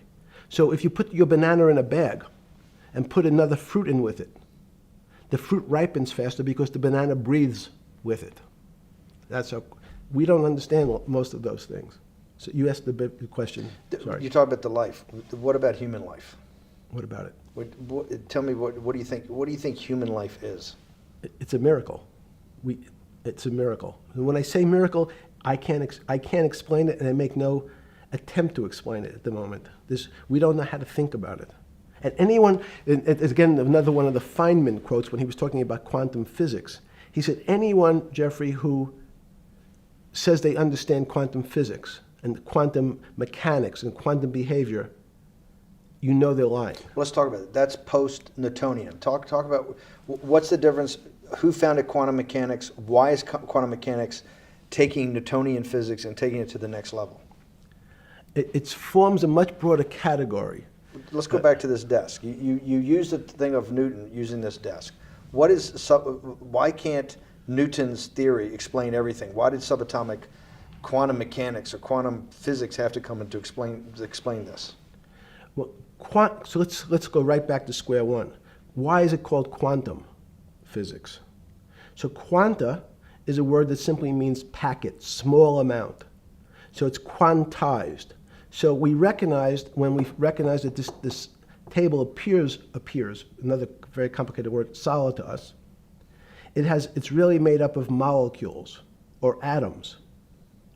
And atoms, we've given lots of names to what some of the behaviors. If you were in school, when you and I were in school in the 50s, the model was a little center thing in the middle, and an electron went around and around it. It was seen as a ball that went around and around it. And as we started to look at, say, well, let's see what this ball looks like. I want to be able to examine that little thing called an electron. We found that there was nothing there. There wasn't the thing. It was simply a cloud of energy that we can call an electron. So we already started to see mysterious things as we go into very super small quantities, quantum physics. So quantum physics started to go into the very small, and at very small distances, we see things that we can't explain. We just cannot explain. How am I doing on time? 4 minutes. Fine. And to summarize, no, sorry. Let's go back to human life. When do you think human life starts? It's not these. So you see, this is the question. You're asking me to measure something again. It's the disease. It can't be measured. You just hate making commitments. That's why I'm not married. I'm peeling this onion back a layer at a time. All your bullshit and happy target can't be measured like that. Is that to say measure it's a commitment. You don't even like a commitment when you answer a question. I don't know. As they say in golf, commit to the shot. I don't know what it means to be measured. You do know what it means to be measured. You're one of the leading currency traders, hedge fund guys, or stock market financial wizards. You're in the high priesthood of high finance. You certainly know how to measure. That's why you're a billionaire. Any other answer besides that is total and complete bullshit, and you know it. I know very few things. You know things can be measured. You measure every day. You weigh and measure every day. You weigh and measure people. You weigh and measure leaders. You weigh and measure economies. You weigh and measure politics. It's a very good. You weigh and measure. You weigh. Hang on. Your whole life, in fact, is measuring. So what you've now done is a great thing, is you've used the word measure, a mathematic term, in the common vernacular and abused it. So I don't even recognize what it means. It's so abusive to my field. Why? And let's go to that. In mathematics, measure means what specifically? There's no specific. It's an approximation, or giving something a number. Einstein said, we're not asking you to go to the ninth decimal point. Oh, you didn't say that before. No, you're not going to the ninth. I don't even. What if I say measure? How tall are you? You'd say in your case 6 foot. 6 feet. But is it 6 foot 1 inch? Give or take, between 5'11" and 6 feet. But what's that? But I want. So the question is, I want an accurate. I got Zeno's paradox. I don't even know what it means to measure you. Am I measuring the top of your hair, the top of your skull, and the finer, the more. You're being rabbinical. This is like. I shaved my beard off. I used to be rabbinical. No, my point is, isn't that going through the Torah where you're parsing every definition? No, however we broadly define measure, your life literally is about measurement, is it not? It's about putting numbers on things so that I can try my best. That you can call it whatever you like. If that Well, that what do makes you ca- feel what- better. What do you know? No, Because I I'm wanna trying to make you relate it happy. back to your scientific inquiry. No, even a number. People don't. A number is a complicated When did thing. you come? When did you come to this When did you come to this aha moment? Was when it was in your solitary confinement, when the biggest financial crisis in world history was going on, in your 7x9 jail cell with your metal bed and your two brushes because you were a trustee with the brown uniform on, trustee spelled wrong. Is that the moment of clarity that you had about science and Newtonian physics and everything that we can measure is really not going to be the way we go forward? It's going to be much more esoteric, emotional intelligence thing. Was that your moment of clarity? I wish it was, because it would make such a great story for this interview, but it's not. It's the fact that I lead such a privileged life to come across But when did you? If it didn't happen then, when did it? Or did it happen before? I was then? going to hopefully Okay. get to the. Okay. I'm in a privileged position to have some of the world's smartest people come to my house and tell me what they think about different subjects. And I finally realized that the thing that they had most in common was there was this area, no matter how smart they were, that when I asked them the questions, they said they'd have to resort to a 500 or 1,000-year-old response to that question, which was, I don't know. You know who else found that out? Socrates. That's what Socrates kept doing, right? Socrates kept asking all the experts. He would go through, question after question after question, and then realize at the end they didn't really know. They really didn't basically understand what they were talking about. And one of the things that people won't enjoy, it turns out that potentially one of the bad things to teach children is how to write. Writing, reading, and arithmetic was supposed to be, everyone's supposed to be taught. But writing forces you into a very narrow channel of thinking. You have to write in a certain form, in a certain way, in a certain linear pattern.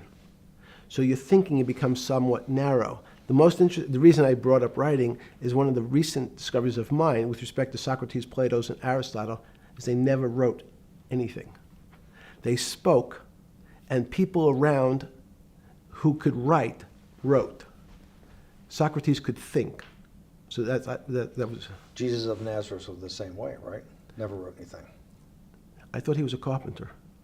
He was a carpenter. Didn't he need like a little carpenter's tonight? I don't want to get that. But at least his written record. Right. One last thing. Sure. Thank you for having me to your house.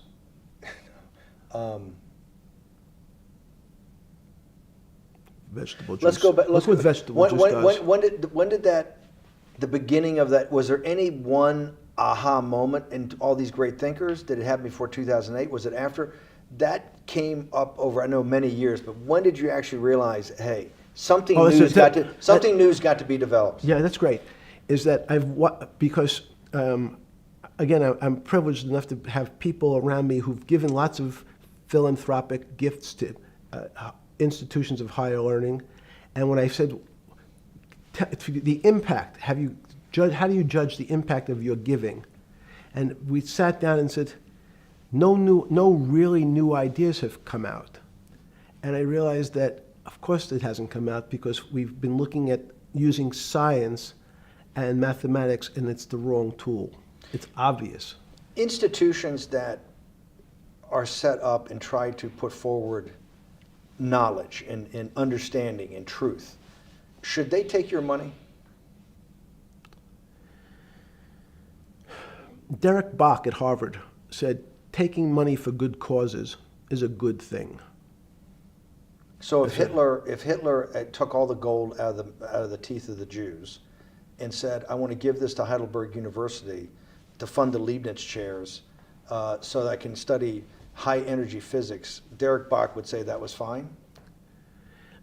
Again, these questions are questions where good people on both sides, like your Charlottesville, could differ. I don't know the answer to these questions. So tell us the two. Give us the two answers. What the one answer why it shouldn't be, and then the one answer. Derek Bach says, I'll essentially take cash from anybody because I got so many projects, so many good guys, and this is the way I'll do it. So I'm indifferent to where the cash comes from. Money's money. And if I got good guys, I'm the fiduciary that says these are good people and this is good research, okay? I'll take the cash from any source, including you. What's the other argument? Let me give you that. I know in my case, Is your money dirty money? if you live, I just asked a question. Is your money dirty money? no, it's not. So in fact, Why is it not dirty money? because I earned it, But you earned it. I earned it legally. We went back to this before. You earned Yes. it. You earned it, advising the worst people in the world, right? That do enormous bad things, and just to make more money. So instead of asking me the question, should you take the money? Because I think it's a legitimate question. Do you think it's a legitimate question? Yes, no Why? question. Because I think about, I think ethics is always a complicated subject, but I can tell you that with the money I gave to help try to eradicate polio in Pakistan and India, instead of asking me whether that money should be given to these children for vaccines, I think you might want to ask their mothers who received the vaccine, who know their child now won't get polio, and ask them if Epstein should have helped these people If we with walked their in, money. if we walked in, Is you're a that a fair mathematician. question? You're a mathematician. If we walked into that clinic where they're giving that money out to these people that are in the most dire straits of poverty and sickness, and told them that the money was coming from class 3 sexual predator? Tier 1. What's tier 1's the highest and worst? No, I'm the lowest. You're the yes. lowest. Okay, tier 1, you're the lowest. But a criminal. Yes. That the money came from them. What percentage of people do you estimate? I understand you don't like probabilities. Do you estimate would say, I don't care, I want the money for my children? I would say everyone said, I want the money for my children. Did they know where the money came from? I think if you See, told them, if I told them the devil, 100%. the devil Himself. The devil himself said, I'm going to exchange some dollars for your child's life. Do you think you're the devil himself? No, but I do have a good mirror. It's a serious question. Sorry. Do you think you're the devil himself? I don't know. Why would you say that?